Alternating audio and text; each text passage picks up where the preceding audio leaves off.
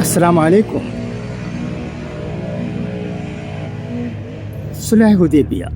Hudaybiya Treaty. What is this? I am reading an article available online for your information. Please listen to it.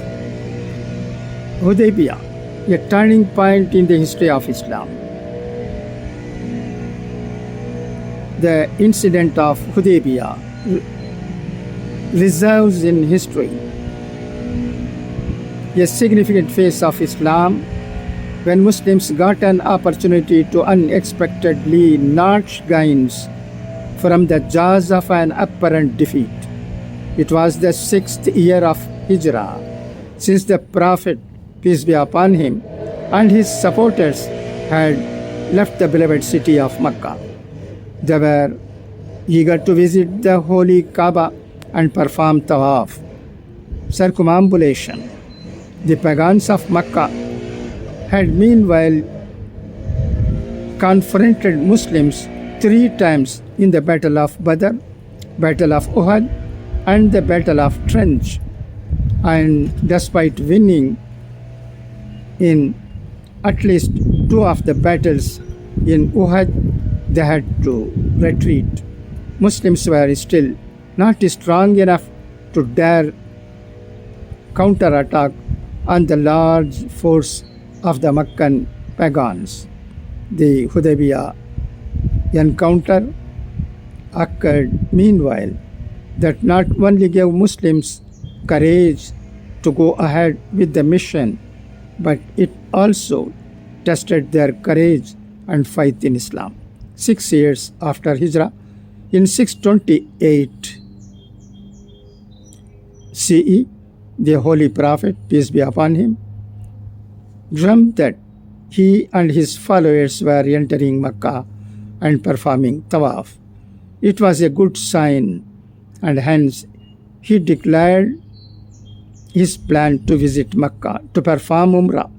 Over 1,400 Muslims donned ihram with him from Medina. They took 70 camels with them for sacrifice. As per the established practice, the Meccans were bound to allow pilgrims coming, but without arms, to perform Umrah. But alarmed by the huge Muslim presence, the Quraysh leaders decided not to allow them from entering the city and sent Khalid bin Walid with 200 fighters to stop them, defying the centuries-old Arab tradition.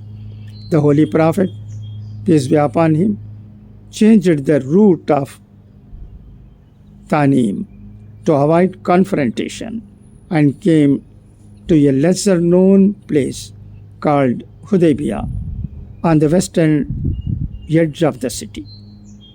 Determined not to allow Muslims enter the city, Meccan sent Urwah bin Masud to negotiate with the Prophet. Highly impressed with the scenes of Prophet's love among his followers, Urwah said, "I have visited the royal courts of the Persians, Roman, and Ethiopian kingdoms, but I have never seen the kind of respect and high esteem as the followers of Muhammad have for him. They have come only for worship. Let them enter the holy city." But the Meccan leaders were bent upon preventing the Muslims. The Holy Prophet, peace be upon him, later sent Uthman bin Affan, who had good contacts in Mecca, but they detained him and spread a rumor to upset the Muslims that Uthman has been killed. This was great challenge, though 400 kilometers away from his city and having no proper arms to fight, he prepared for a war-like situation and called his followers to prepare for fight unto death. The people rushed to take an oath of allegiance on his pious hand, and within short time the news reached Makkah that 1,400 volunteers were ready to fight unto death. This broke their morale, and Makkans agreed to discuss terms of peace with him. They released Uthman bin Affan and sent Suhail bin Amr al-Thaqafi to negotiate the terms of peace with the Prophet Muhammad, peace be upon him. Suhail later embraced Islam, was very tough in dealings. He reached the following terms: in the name of Almighty Allah. These are the conditions of peace between Muhammad, son of Abdullah, and Suhail bin Amr, the envoy of Makkah. 1. There will be an armistice between the two parties and no fighting for the next 10 years. 2. Any person or tribe who wishes to join Muhammad and to enter into any agreement with him is free to do so. Likewise, any person or tribe who wishes to join the Quraysh and to enter into any agreement with them is free to do so. 3. If any Meccan went to Medina, then Muslims would return him to Mecca. But if any Muslim from Medina went to Mecca, he would not be returned. 4. If any young man or one whose father is alive goes to Muhammad without permission from his father or guardian, will be returned to his father or guardian. But if anyone goes to the Quraysh of Makkah, will not be returned. 5. This year, the Muslims will go back without entering Makkah.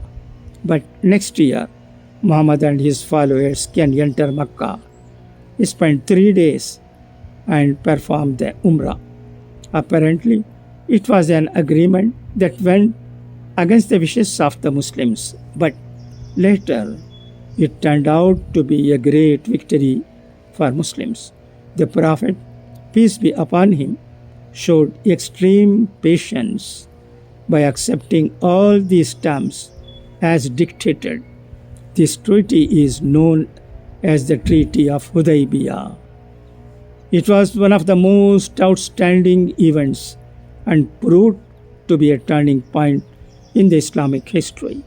Few of those present there could visualize the victory of the treaty based on the Prophet's farsightedness. The first gain of the treaty was that hostile Meccan leadership recognized Prophet Muhammad, peace be upon him, as a leader of the Medina state. Secondly, the treaty terminated the hostile behavior of Quraysh against Muslims. Now they were allowed to move freely and talk openly about Islam. Thirdly, Muslims were equally allowed to make alliances with other tribes. Fourthly, 10 years armistice with Quraysh provided a unique opportunity to preach Islam and to deal with their rivals in other parts of the peninsula. Very soon, they conquered the Jewish stronghold of Khaybar. The most irritating conditions of the treaty were the clause numbers 3 and 5, but the Prophet, peace be upon him, simplified them by saying that if a Muslim flees from us to Makkah, we don't need him. And if a Meccan Muslim comes to us in Medina, we shall return him and he will preach Islam there.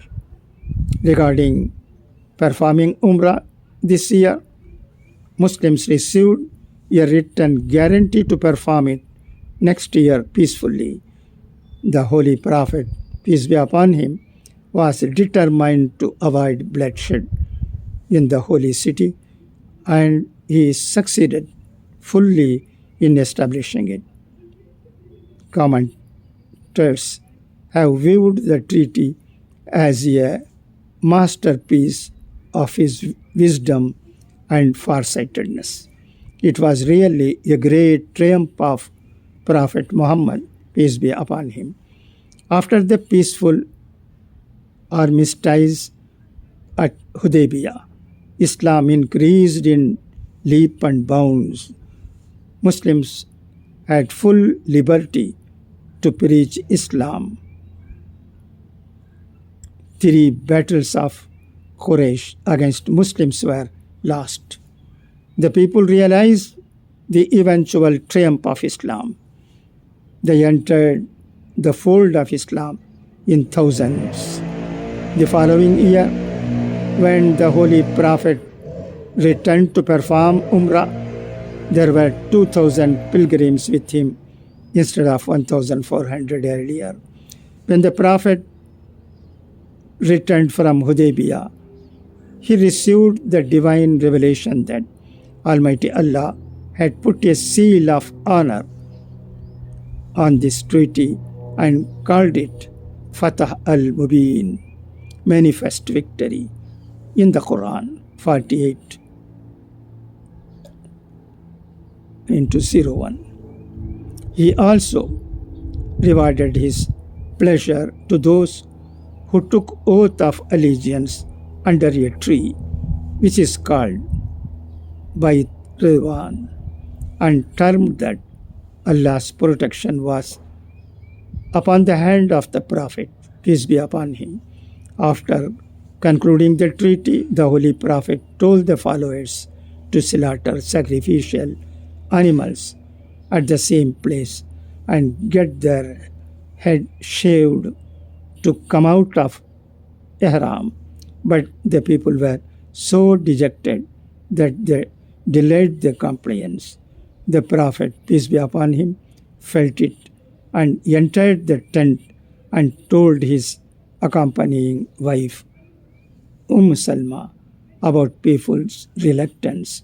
She politely advised, the people are in shock to lose their Umrah and entry to the holy city. You do as planned. They will follow you. The Prophet, peace be upon him, came out, slaughtered his camels, and got his head shaved. Subsequently, the people followed him, and they all set out towards Medina. Thus, the wisdom of Ummul Mumineen, Salma, solved a tedious problem. When Suhail was signing the treaty, a young Muslim in chains appeared in the Muslim camp and cried for help and his release. Suhail recognized him. It was his own son, known as Abu Jandal.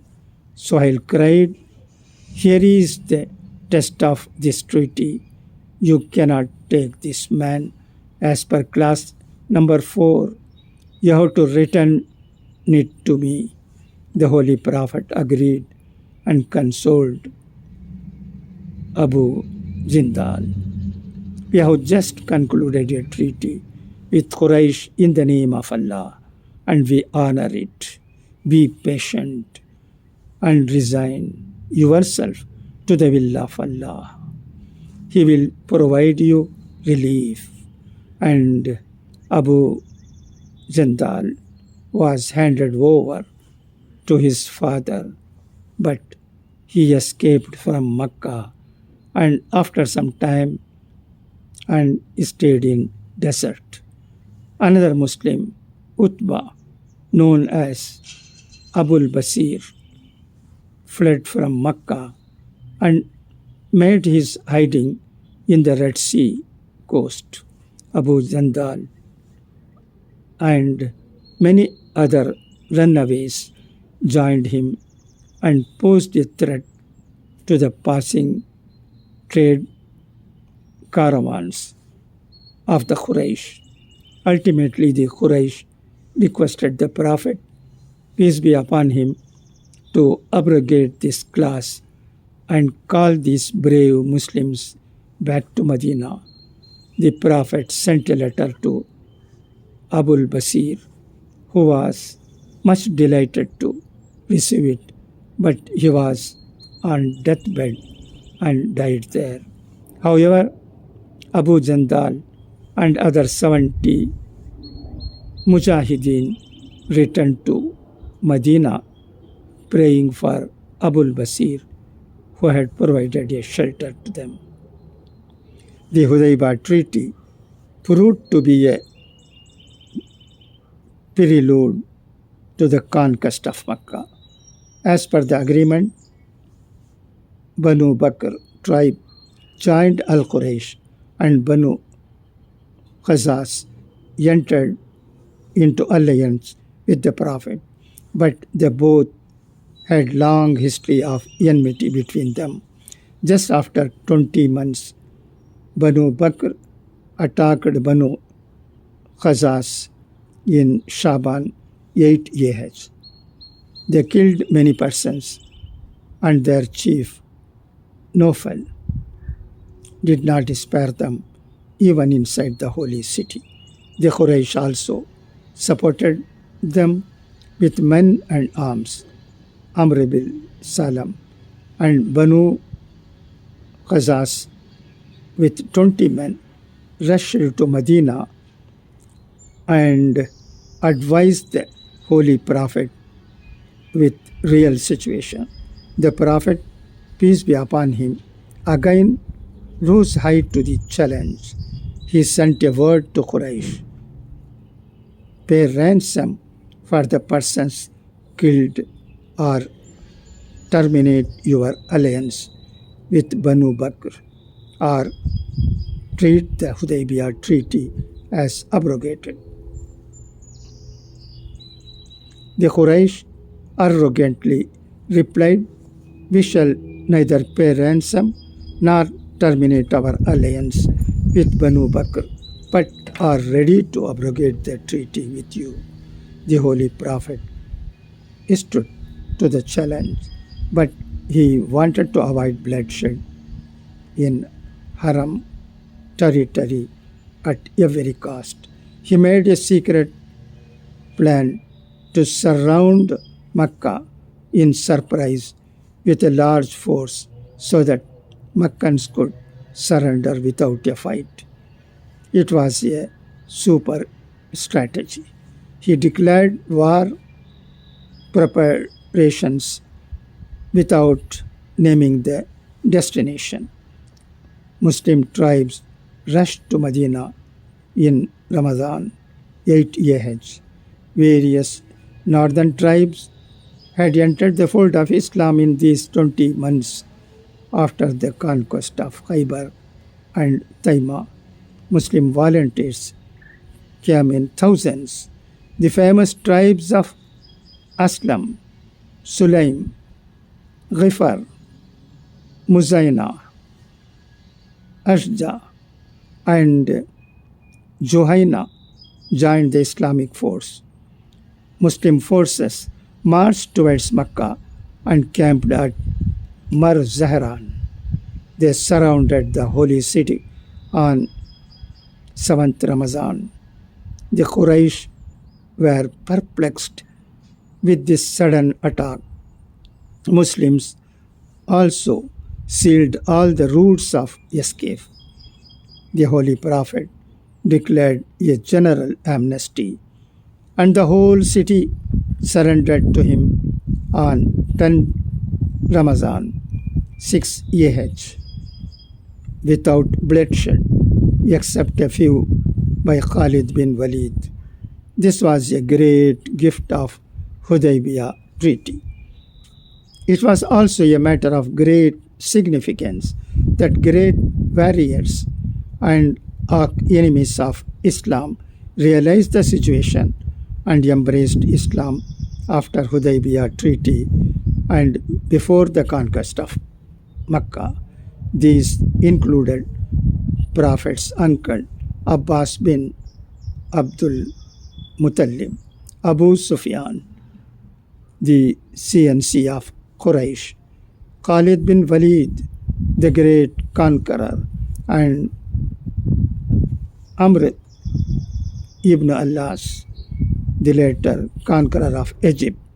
Later, Ikrama bin Abu Jahl, Utayba bin Abi Lahab, Safwan bin Umayyah, Ka'b bin Zubair, Suhail bin Amr, Hakim bin Hizam, Wahshi, the killer of Hamza, and Hinda bin Rabia, the courier lady, embraced Islam. Practically, there remained no enemy of Islam in Mecca. The Meccan leadership, which banned his entry to the city in 6 AH, welcomed him as their head within 22 months.